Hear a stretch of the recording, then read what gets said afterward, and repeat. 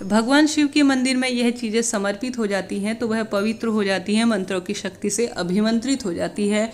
यह चमत्कारी वस्तु जब भी आप शिव मंदिर जाएं तो अपने साथ इन 5 या 6 चीज़ों में से एक भी चीज़ साथ ले आते हैं तो गुरुदेव प्रदीप मिश्रा जी कहते हैं रोग मुक्ति, धन संपदा, अखंड सुहाग, मनचाहा प्रेम इत्यादि का वरदान अपने साथ लेके आते हैं। तो आवश्यक रूप से इन चीज़ों में से कुछ ना कुछ लाना अपने लिए जो है निर्धारित कर लीजिएगा। शिव मंदिर जाएं, जैसे कि चतुर्मास की श्रेणी में यह दिन आते हैं, जैसे कि इन दिनों भाद्रपद माह का शुभ महीना चल रहा है, तो आवश्यक रूप से इन चीज़ों में से कुछ चीज़ें अपने साथ लेकर आना ना भूलें। सबसे पहले स्थान आता है महिलाओं के लिए अखंड सुहाग का। वह है माता गौरी को जब आप सिंदूर समर्पित करते हैं तो थोड़ा सा उसका भाग अपने माथे पर माता रानी से आज्ञा लेकर, हे माँ मैं अखंड सुहाग, आपके जैसा अखंड सुहाग चाहती हूँ और आपसे यह थोड़ा सा सिंदूर में मांग रही हूँ, अपने माथे पर उसे भर लीजिए और माता रानी से प्रार्थना कीजिए कि हे माँ आप मुझे अपने जैसा अखंड सुहाग का वरदान दे, रोग मुक्ति का वरदान दे। इस तरह से सबसे पहले सिंदूर अपने साथ लेकर आइए अपने घर पर। दूसरे स्थान पर आता है बेलपत्री। भगवान शिव पर जो बेलपत्री समर्पित करते हैं, गुरुदेव कहते हैं औषधि के रूप में उसे मांग कर लाइए भोले बाबा से। एक रोज चबाना शुरू कीजिए, कहने का अर्थ है प्रसाद स्वरूप में उसे खाएंगे तो वह अमृत का कार्य करेगा, दवाई का कार्य करेगा। तो ऐसे में भोले बाबा से एक बेलपत्री मांग कर घर में लाकर खाना शुरू कर दीजिए, या घर लाकर भी खा सकते हैं, मंदिर में बैठकर ही चबा चबा कर खा सकते हैं। इससे कई तरह से रोग मुक्ति होती है। शास्त्रीय इसका जो है प्रमाण भी मिलता है। आयुर्वेद की दृष्टिकोण से भी बेलपत्री खाना बहुत शुभ माना जाता है। साथ ही गुरुदेव तो हम सभी को बताते ही हैं।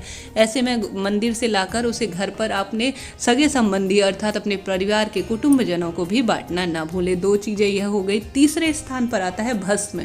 भगवान शिव पर चढ़ी हुई भस्म या जल जो आप समर्पित करते हैं, वहीं पर बैठकर अपने माथे पर, अपने कंठ पर, अपने हृदय पर त्रिपुंड बनाना ना भूलें। कि जैसे कि महिलाएं भी त्रिपुंड बना सकती हैं, कोई दिक्कत की बात नहीं है। भस्म भी लगा सकती है, महिलाएं सुहागिन हो या कोई भी हो, ऐसा कुछ नहीं है। आप अपनी पूजा को कठिन बनाने का प्रयास नहीं करिए। आप सरल हैं। भगवान शिव हमारे पितृ स्वरूप में है अर्थात पिता के स्वरूप में है, तो इन चीज़ों का नियम वगैरह देखने का ज़्यादा ज़रूरत नहीं है। जैसे गुरुदेव कहते हैं जाकी रही भावना जैसी, प्रभु मूरत देखी तिन तैसी। ऐसे में आप प्रभु को अपने मित्र, सखा, अपने पिता के भाव से देखिए। कहीं ना कहीं बेझिझक जो है इनको अपने ऊपर धारण करने का प्रयास करें।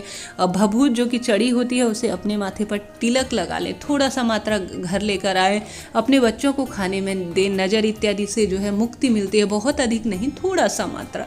आपने देखा होगा बुटाटी धाम इत्यादि जगहों पर या बड़े बड़े साधु संत जो है थोड़ी सी मात्रा भभूत की खाने देते हैं। यह जो है मंत्रों की शक्ति से अभिमंत्रित हो जाती है और विशेष कार्य करती है। तो ऐसे में आप सब जो है शिव मंदिर जाएं तो वहाँ पर भगवान शिव को कोई भभूत चढ़ाए रहता है या उससे जो है भले ही जल समर्पित किया रहता है, भस्म के भाव से जो है भभूत को जो है अपने माथे में, अपने सर पर लगाने का प्रयास कीजिए। गुरुदेव कई उपाय बताते हैं जिसमें यह विशेष कार्य करता है। इससे रोग मुक्ति होना निश्चित है। अब इसके बाद स्थान आता है जल। आप भगवान शिव के मंदिर में जल समर्पित होते हैं तो गुरुदेव कहते हैं घर से लेकर जाइएगा। कई बार आपने सुना होगा गुरुदेव कहते हैं कभी भी मंदिर से खाली लोटा लेकर ना आए। जब जल समर्पित करें तो थोड़ा सा उसका जल जो है अपने साथ लेकर आएँ। इससे जो है पूजा पूर्ण मानी जाती है। मैंने कई महिलाओं को अपने आसपास मंदिर में जाते हुए देखा है, ऐसे ही जल जो है लोटा उठा के लाती हैं। सही नहीं माना जाता। आप भगवान के मंदिर में गए हो तो कुछ ना कुछ उपहार स्वरूप लेके आएँ। तो यह वस्तु आवश्यक रूप से हुई। इसके बाद स्थान आता है गठबंधन। जब भगवान का माता पार्वती का गठबंधन करते हैं, आपने देखा होगा मौली से गठबंधन किया जाता है अर्थात जो हाथ में बांधने का लच्छा आता है उससे गठबंधन किया जाता है।